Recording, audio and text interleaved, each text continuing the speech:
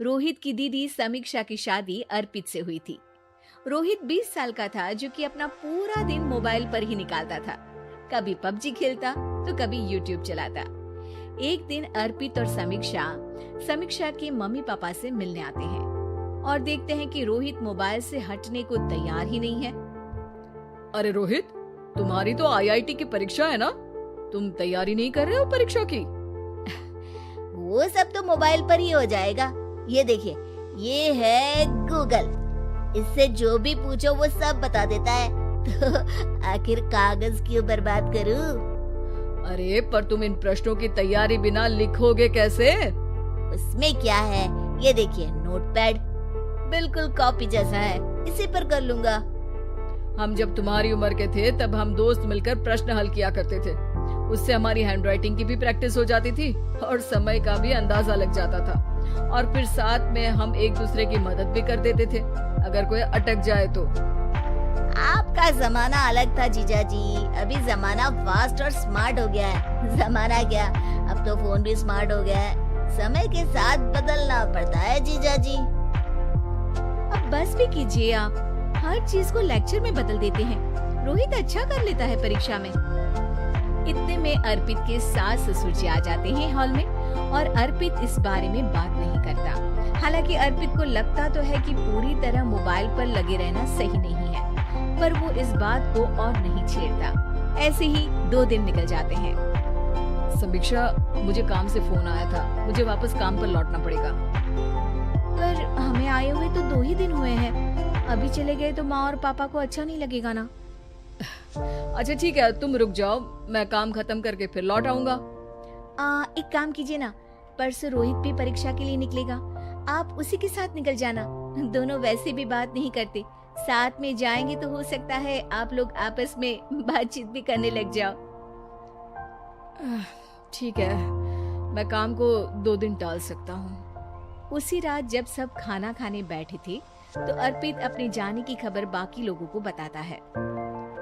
मुझे काम के लिए वापस जाना होगा। अरे बेटा, पर अभी तो तुम आए हो, इतनी जल्दी चले जाओगे? नहीं माँ जी, समीक्षा यहीं रहेगी और मैं जल्दी काम खत्म करके वापस आ जाऊंगा। ठीक है, काम भी जरूरी है।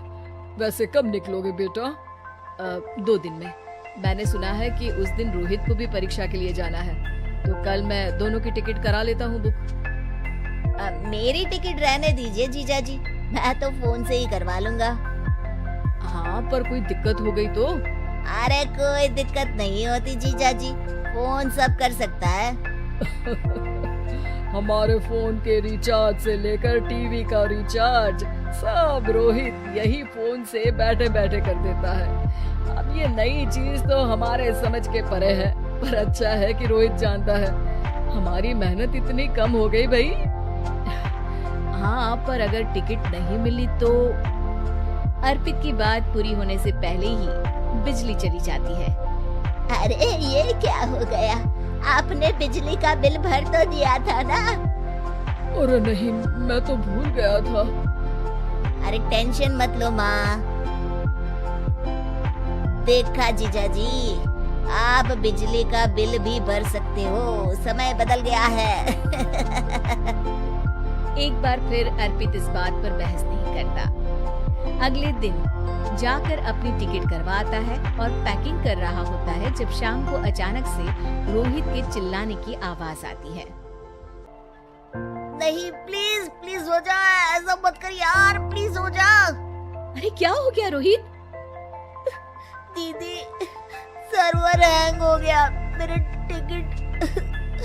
टिकट नहीं हो पाई दीदी। क्या मतलब टिकट नहीं हो पाई? इतने में वहाँ रोहित के मम्मी और पापा भी आ जाते हैं। अरे क्या हो गया? माँ, मेरा टिकट नहीं हो पाया, सर्वर डाउन हो गया। अरे पर तूने तो बोला था कि हो जाएगा। हो जाता है, पर अब क्या करूँ, ये क्या हो गया? अब कल की तो कोई बस भी नहीं है, ना ही अब टिकट मिलेगी ट्रेन की कल के लिए। मुझे तो कोई रास्ता नहीं दिख रहा। अब फिर लगता है मेरा ये साल बर्बाद हो जाएगा। घर पर एकदम से दुख का माहौल छा जाता है और सब रोहित को डांटते हैं, पर इतने में अर्पित वहाँ आ जाता है। आप सब रोहित को क्यों डांट रहे हैं? आपने ही तो उसे बढ़ावा दिया था ना। लेकिन इसकी लापरवाही के कारण इसकी परीक्षा छूट जाएगी। इसने तो हमसे कहा था कि टिकट हो जाएंगे। हे भगवान, अब क्या होगा? चिंता करने की कोई बात नहीं है। मैंने एक एक्स्ट्रा टिकट करवा ली थी। मैं समझता हूँ कि मोबाइल हमारा ही काम आसान करने के लिए है, पर उस पर ही पूरी तरह से निर्भर होना तो गलत बात है ना। रोहित टिकट को देखकर बहुत खुश हो जाता है और जोर से जाकर अपने जीजाजी के गले लग जाता है। सॉरी जीजाजी, मुझे आपकी बात ध्यान से सुननी चाहिए थी, पर थैंक यू सो मच। हाँ बेटा, तुमने तो इसका भविष्य बचा लिया। शिक्षा, दूसरों से मदद मांगना गलत नहीं, पर दूसरों पर निर्भर हो जाना गलत।